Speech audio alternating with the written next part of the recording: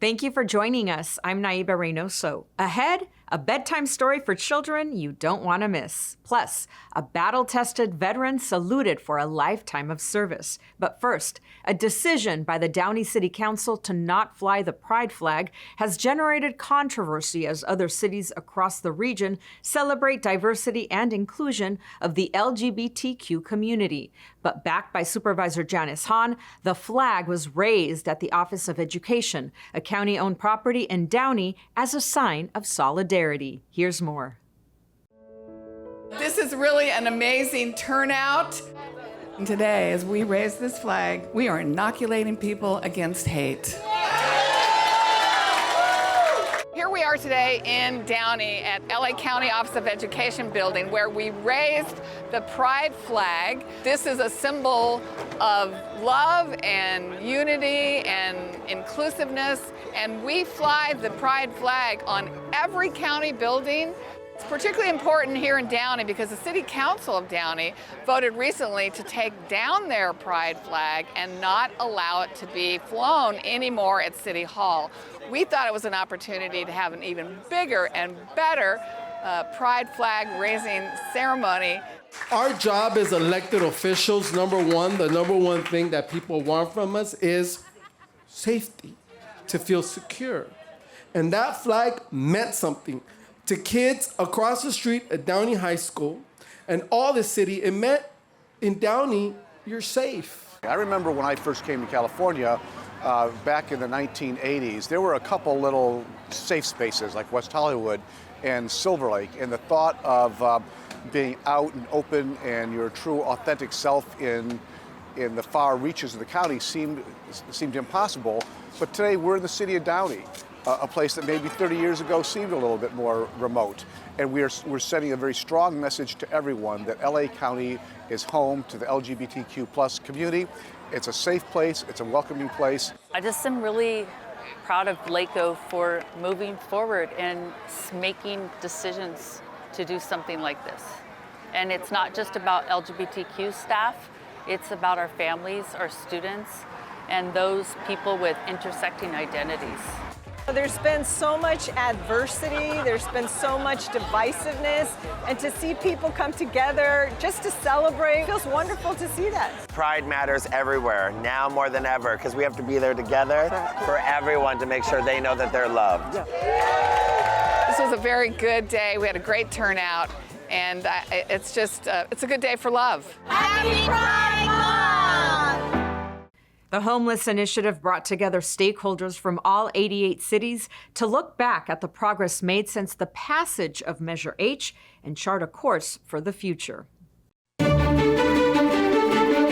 It is so exciting to see all of you this morning. I am so thrilled that our Homeless Initiative is bringing together leaders from across the county, cities, councils of governments, all of our community partners to make sure we are all in solving this homelessness crisis. This is a moral crisis, and we have locked arms with everybody. The city, the state, providers, everybody to do all that we can to solve for it. Permanently, not just temporary solutions, but to really build an infrastructure to get people off the street immediately and walk them through a system that will provide a place for them to call home permanently. That's our goal. When you can see people that are on the street and that they can't go and do things normal people do, they have a place to live. I hope that we all can work something out where we don't have to continuously see homeless people that don't have nowhere to live. Well, this right here is a blessing because the homeless crisis has been really tough right now. I'm glad they're getting together and trying to figure something out and make this happen. It's going to take all of us to move out of this state of emergency and to care for each and every person who is currently on our streets or who is at risk of falling into homelessness. And I know that's really what our Homeless Initiative does, is bring everybody together. And I'm excited to see the results that will come out of today's meeting. In time for Father's Day, justice-involved individuals at Men's Central Jail recorded bedtime stories for their children to bridge separation. Take a look. More amazing than a million moonbeams. You are incredible, brilliant, and one of a kind. What we have here is a storybook reading of our inmates here at Men's Central Jail. And what they're doing is they're reading a story that's going to be given to their children, so that their children will actually receive an audio recording, digital recording of their parents' voice reading this story, accompanied by a book as well, and a personal letter sent from their parent. So we at the Sheriff's Department have been very fortunate to have this partnership with Gordon Philanthropies. It's helping me because I don't get to talk to my loved ones every day. So, this right here pretty much it helps me and helps them because they have a recording of me reading a book to them. So, me not being there every day, like they'll have a recording of me reading them a book every day, every time they go to sleep. So that's awesome. No, just it's pretty much stating in the letter, to keep doing good in school and listen to his grandma and his uncles and to continue, doing good so he can succeed in life. We receive beautiful emails or phone calls from loved ones saying that they're so grateful for the opportunity to receive this gift. It changes, it provides a sense of security at night when the child is about to go to sleep, to listen to their dad or their mother's voice that's been recorded and to read along with the book. But it provides a sense of being reminded that they are loved. A 101-year-old corporal was honored by the Department of Military and Veterans Affairs for his inspiring life of service and duty to country and comrades.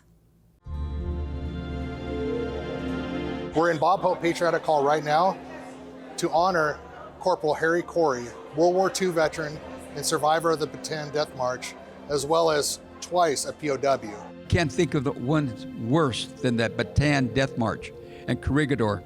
I don't know how you did it, but you've done it, and you've got us home. The one thing that I did learn in the prison camp is how much the human body could take, and it's probably why I'm 101 at this point. Not only did Mr. Corey serve bravely in World War II to defend our country and our way of life, but also through giving back afterwards. And you are a legend amongst this community.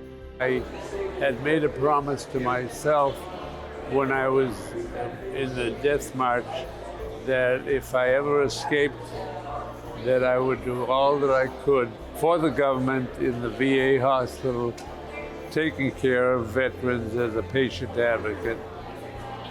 For that, I stayed until I was 98 years old before I retired. So on behalf of LA County and the Department of Military Veteran Affairs, thank you, Mr. Harry Corey, for everything that you've done for our country and did after you served in a war zone. We appreciate you. I want to thank all of you for the honor that you bestowed upon me. And I thank all of you for being here. And I can't say any more. So thanks. Thanks for joining us. We leave you now with scenes from the West Hollywood Pride Parade. Happy Pride Month, and we'll see you next time on LA County Close Up.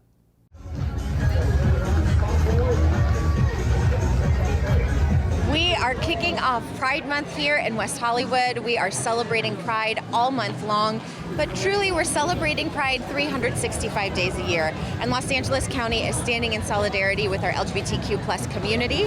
This Tuesday we'll be raising the Progress Pride flag at our Hall of Administration, but today we are in the West Hollywood Pride Parade, and we are so excited to be here in community with everyone. As a gay man, it's really important to come together with the rest of the community to celebrate our lives, our culture, the struggle that we've had to endure over generations. I used to be the mayor of West Hollywood and member of the city council for many years. This was one of the signature events that really helped define West Hollywood and the LGBTQ community in greater Los Angeles County.